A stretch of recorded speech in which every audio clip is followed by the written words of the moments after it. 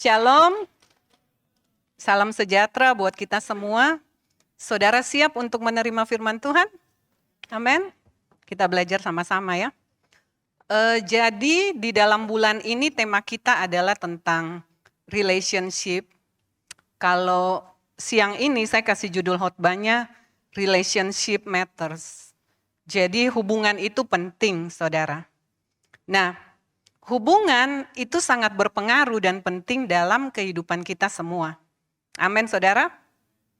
Banyak orang tidak mengerti bagaimana membangun hubungan, sehingga pertemanan rusak, bisnis kacau, pelayanan mungkin hancur, ataupun pernikahan bisa bubar. Jadi kalau tadi pagi Bu Elvi sampaikan tentang bagaimana seninya dalam kita membangun hubungan. Nah, kita lihat di sini dari minggu pertama di bulan ini, Pak Alex sudah sampaikan tentang kualitas sebuah hubungan itu menentukan kualitas masa depan kita. Nah, minggu kedua Pak Jerry sampaikan bahwa hubungan bisa berjalan dengan baik dan sehat jika dimulai dari hubungan kita dengan Tuhan. Jadi kalau hubungan kita dengan Tuhan aman, hubungan kita dengan Tuhan baik, itu pun akan berpengaruh ke hubungan saya dan saudara, ya. Nah, saya ingin lanjut dari sini, jadi saya ingin katakan buat kita semua bahwa baik atau buruknya sebuah hubungan itu tergantung pada pribadi-pribadi yang ada di dalam hubungan tersebut. Pribadi-pribadi yang terlibat di dalam hubungan tersebut, bagaimana mereka menjalani itu. Nah, hubungan itu kualitasnya tergantung dalam hal itu. Dan saya mau katakan lagi bahwa salah satu hal yang sangat berpengaruh di dalam membangun hubungan adalah komunikasi. Komunikasi antar pribadi-pribadi yang ada di dalam hubungan tersebut. Nah, juga untuk supaya kita punya hubungan yang sehat, kita pun perlu berada di dalam komunitas yang sehat. Ya. 1 Korintus 15 ayat 33, ayat tema kita dikatakan bahwa janganlah pergaulan yang buruk merusakkan kebiasaan yang baik. Dikatakan janganlah kamu sesat, pergaulan yang buruk merusakkan kebiasaan yang baik. Jadi kita tahu kalau kita bergaul dan di sekitar kita pengaruh-pengaruh yang buruk, tanpa kita sadari kita pun akan seperti itu. Tapi kalau kita ada dalam satu komunitas yang sehat, lingkungan yang baik, yang sehat, kita pun akan terbangun.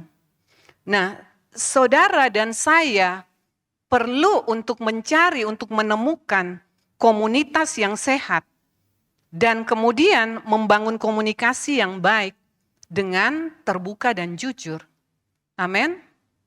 Nah, komunitas yang sehat, saya mau katakan bahwa bukanlah hanya kumpulan orang-orang yang merasa memiliki kesamaan karakteristik, seperti contoh hobi, atau culture, atau suku bangsa, atau kadang-kadang keadaan ekonomi atau status yang sama.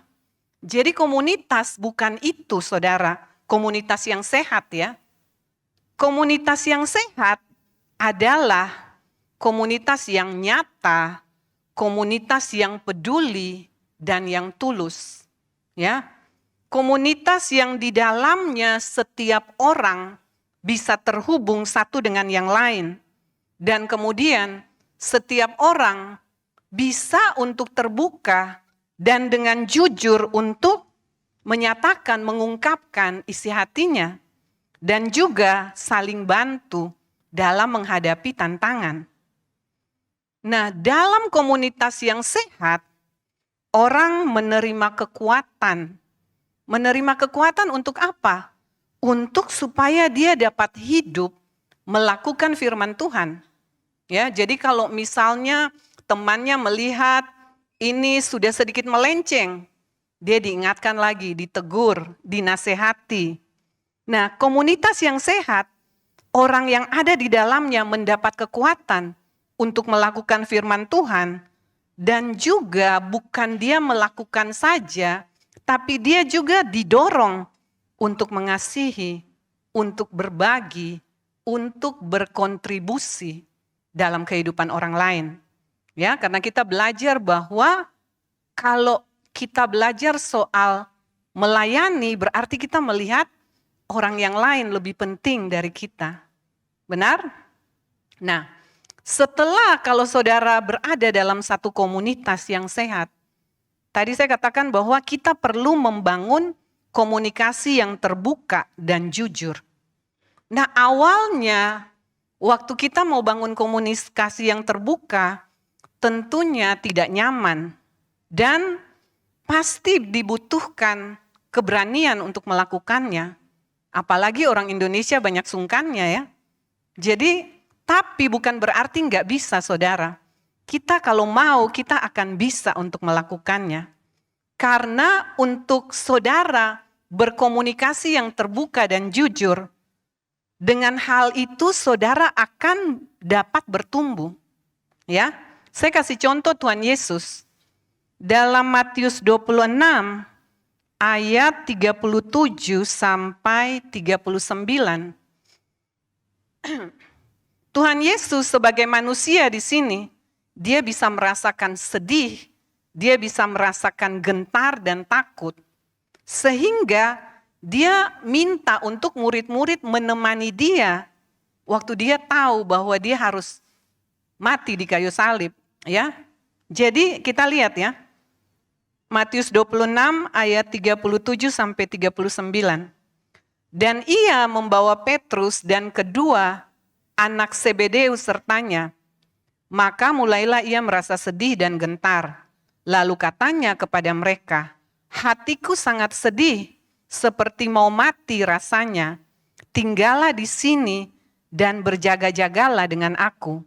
Maka ia maju sedikit lalu sujud berdoa katanya, ya Bapakku, jikalau sekiranya mungkin, biarlah cawan ini lalu daripadaku, tetapi janganlah seperti yang kukehendaki, melainkan seperti yang Engkau kehendaki. Jadi kita melihat Yesus sebagai manusia, dia pun merasakan sedih, dia pun merasakan gentar, takut. Istilahnya dia menyampaikan isi hatinya, mengkomunikasikan apa yang ada di dalam hatinya. Dia tidak takut untuk kelihatan lemah. Dia belajar untuk terbuka pada murid-muridnya. Ya. Nah, kita belajar dari kerentanan yang Yesus tunjukkan buat murid-muridnya. Hal ini menjadi teladan juga bagi kita. Kalau Yesus belajar untuk terbuka dan jujur dalam mengkomunikasikan perasaannya, kalau Yesus saja melakukan, berarti kita juga bisa, saudara. Amin. Jadi saya mau share dengan kita siang ini, mengapa kita perlu untuk terbuka dan jujur. Ya, hal yang pertama, keterbukaan itu memperkuat hubungan. Ya. Jadi kenapa kita perlu terbuka dan jujur? Yang pertama, keterbukaan itu memperkuat hubungan. Kalau kita terbuka satu dengan yang lain, tentunya dengan orang-orang yang bisa dipercaya ya saudara. Di saat ada keterbukaan, hubungan itu akan menjadi kuat. Saya kasih contoh, hubungan suami istri akan semakin kuat kalau kita belajar untuk terbuka. Kemudian dengan teman-teman, dengan rekan pelayanan, kalau kita melakukannya, kita akan belajar untuk saling mengenal lebih jauh. Kita akan belajar untuk tahu apa kesukaannya, apa kekurangannya.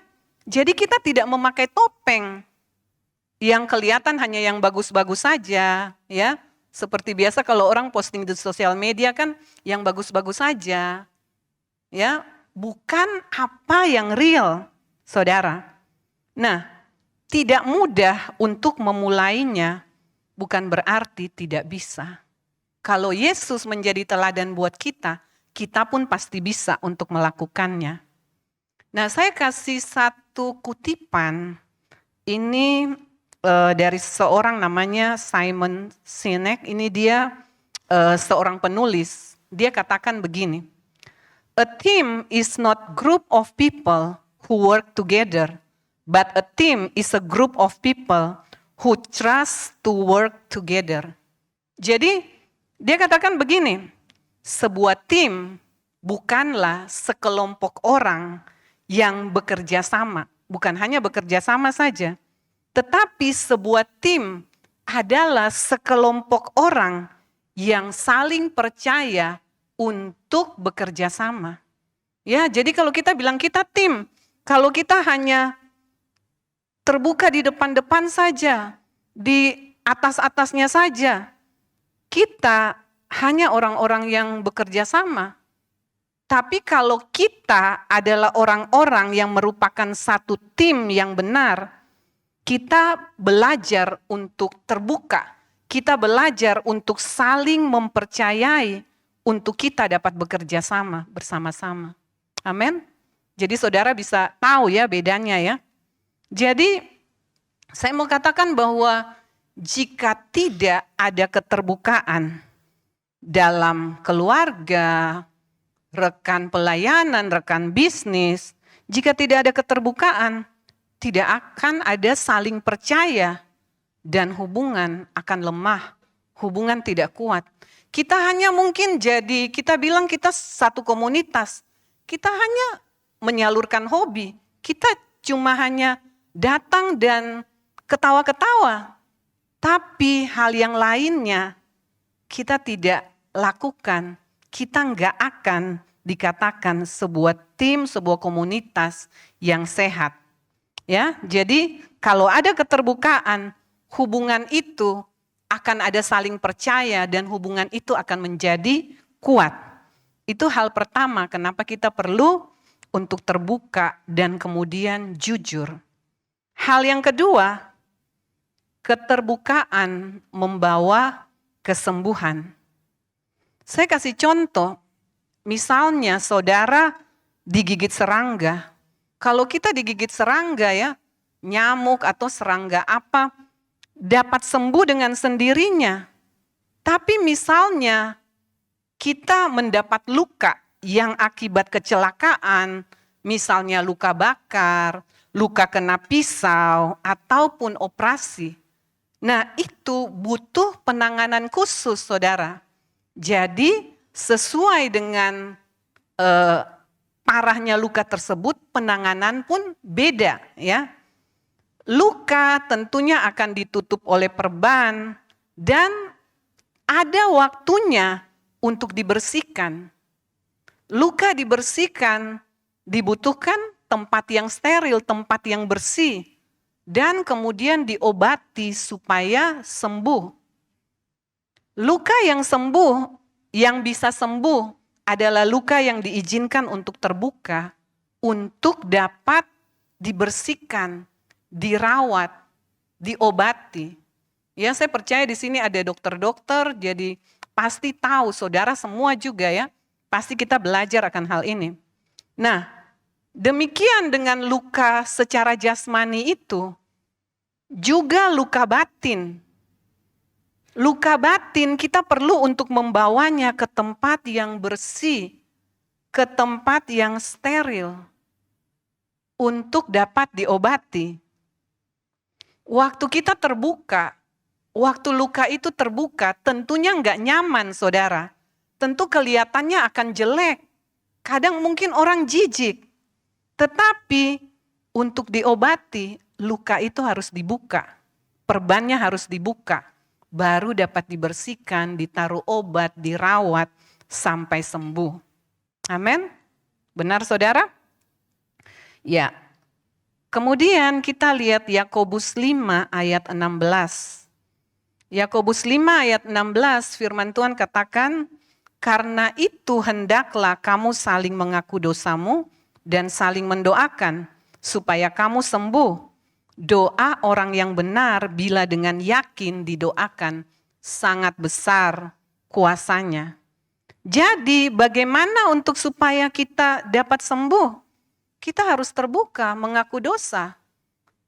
Ada satu ayat firman Tuhan juga di 1 Yohanes dibilang, jika kita mengaku dosa kita, maka Ia adalah setia dan adil. Dan Dia akan mengampuni dosa kita dan menyucikan kita dari segala yang jahat. Jadi kalau kita terbuka, tidak terbuka kita tidak akan bisa disembuhkan, saudara. Ya. Jadi mari saya mau bilang kita semua untuk berani dan jujur, untuk terbuka kepada orang-orang yang dapat kita percaya, yang bisa membantu pemulihan luka-luka kita. Saya bilang luka di sini mungkin saja hal yang kita simpan bertahun-tahun, belasan tahun, puluhan tahun mungkin. Tidak ada orang yang tahu. Luka yang kita sembunyikan, aib mungkin yang kita sembunyikan, sehingga hal itu terus mengintimidasi hidup kita. Sehingga kalau kita mau maju dalam Tuhan, iblis ingatkan akan hal-hal itu. Dan itu membuat kita nggak bisa maju. Jadi yang harus kita lakukan supaya kita bebas, supaya kita bisa bertumbuh, adalah belajar untuk terbuka, belajar untuk jujur. Ya, jadi saya mau bilang kita semua, mari kita belajar terbuka dan jujur kalau kita mau untuk dipulihkan. Selanjutnya hal yang ketiga, kenapa harus terbuka dan jujur? Hal yang ketiga, keterbukaan adalah kunci pertumbuhan rohani. Mari belajar untuk lepaskan topeng kita, belajar untuk terbuka untuk orang-orang yang bisa dipercaya. Saat mereka tanyakan misalnya, bagaimana keadaanmu? Waktu kita dalam keadaan gak baik, bilanglah bahwa memang keadaan kita lagi gak baik. Kalau baik, bilang baik. Saya melihat kecenderungan banyak begini. Misalnya ya, karena malu hati, kadang orang tanya, kamu sudah makan? Belum makan nih, tapi karena dia sungkan, dia bilang sudah. Ya kan rugi sendiri, gak jadi ditraktir. Iya kan saudara? Nah itu, jadi ada juga misalnya keadaannya gak oke, tapi dia ngaku-ngaku oke saja. Ya, seperti itu. Nah, jadi kalau ada orang-orang yang saudara merasa bahwa mereka bisa bantu saudara dalam pertumbuhan rohanimu, belajarlah untuk terbuka. Berkatalah sesuai dengan keadaan yang sebenarnya. Karena kalau orang nggak tahu, saudara nggak bisa dibantu, saudara nggak bisa ditolong, saudara nggak bisa disembuhkan. Ya, ada saatnya luka tidak bisa sembuh sendiri. Yang tadi saya sudah katakan. Saat itulah kita butuh pertolongan. Amin. Galatia 6 ayat 2 kita lihat. Galatia 6 ayat 2. Firman Tuhan katakan, bertolong-tolonglah menanggung bebanmu, demikianlah kamu memenuhi hukum Kristus. Jadi hukum Kristus apa? Saling tolong menolong. Jadi ayat ini untuk mengingatkan kita, untuk saling tolong dan juga terbuka untuk mau ditolong. Amin. Jadi siapa yang terbuka, siapa yang memberi dirinya untuk jujur, itu yang akan mendapat pertolongan. Ya. Nah, saat kita menghadapi situasi yang tidak baik, walaupun mungkin prosesnya nggak mudah, apa yang saudara alami saya nggak tahu. Masing-masing kita pasti punya bebannya, pasti punya tantangannya sendiri-sendiri. Tapi dengan dukungan orang-orang yang bisa mensupport saudara, saudara akan menjadi kuat dalam melewati proses. Mungkin dia gak memberi saudara uang, dia hanya memberikan saudara dukungan, doa, waktu, sampai saudara bisa melewati prosesnya. Dan waktu saudara telah melewati proses, tentunya rohani saudara akan bertumbuh. Ya, jika kita hanya diam saja, Kita tahu kebenaran, tapi kita hanya diam, kita tertutup, kita takut orang tahu kita memakai topeng. Saudara akan terpuruk dan tidak bisa move on. Kemudian saudara akan kecewa dan saudara akan mulai untuk menyalahkan orang lain. Dan mungkin bukan menyalahkan orang lain saja, tapi saudara pun akan menyalahkan Tuhan. Karena apa yang saudara alami, karena saudara merasa nggak ada yang peduli. Padahal saudara sendiri yang nggak mau terbuka dan jujur. Ya. Jadi dengan terbuka dan jujur, berarti kita mengikuti teladan yang Tuhan Yesus tunjukkan. Amin. Ya. Jadi 3 hal itu kita belajar siang ini untuk supaya kita dapat lakukan dalam komunitas yang sehat ya saudara, dengan pasangan kita, dengan rekan pelayanan, dengan teman di tempat kerja ya. Jadi saya mau kasih kesimpulannya di sini bahwa dengan terbuka dan jujur kita bisa memperkuat hubungan kita. Hubungan dengan teman, dengan pasangan, dengan komunitas, hubungannya akan diperkuat. Kemudian dengan terbuka dan jujur juga, kita akan mengalami kesembuhan. Kita akan dipulihkan. Amin. Dengan terbuka dan jujur, kita akan bertumbuh secara rohani. Amin. Jadi 3 hal itu saudara.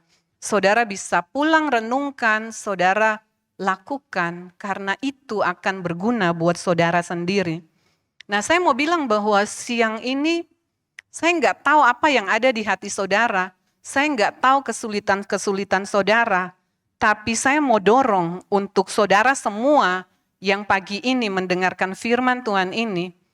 Saya ingin mendorong bagi saudara yang belum memiliki komunitas, belum masuk dalam komunitas, saudara dapat bergabung di sini. Di sini ada komsel-komsel, saudara bisa menghubungi teman-teman yang selalu ada di belakang, ada gembala-gembala komsel di sini, dan ataupun saudara yang tidak berdomisili di sini, kalau saudara pulang satu kali ke tempat saudara, saudara dapat mencari komunitas yang ada di dekat tempat saudara tinggal.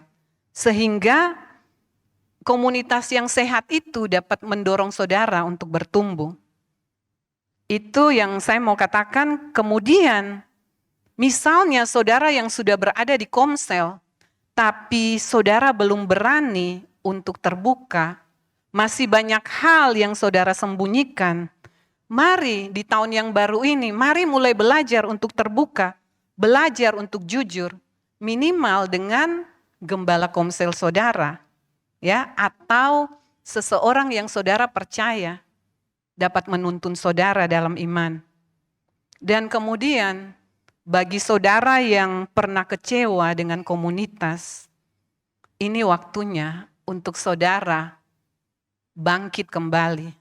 Saudara bisa mencari komunitas yang lain, atau saudara bisa mencari teman-teman yang dapat dipercaya untuk dapat membantu saudara untuk bertumbuh secara rohani. Amin, saudara mau?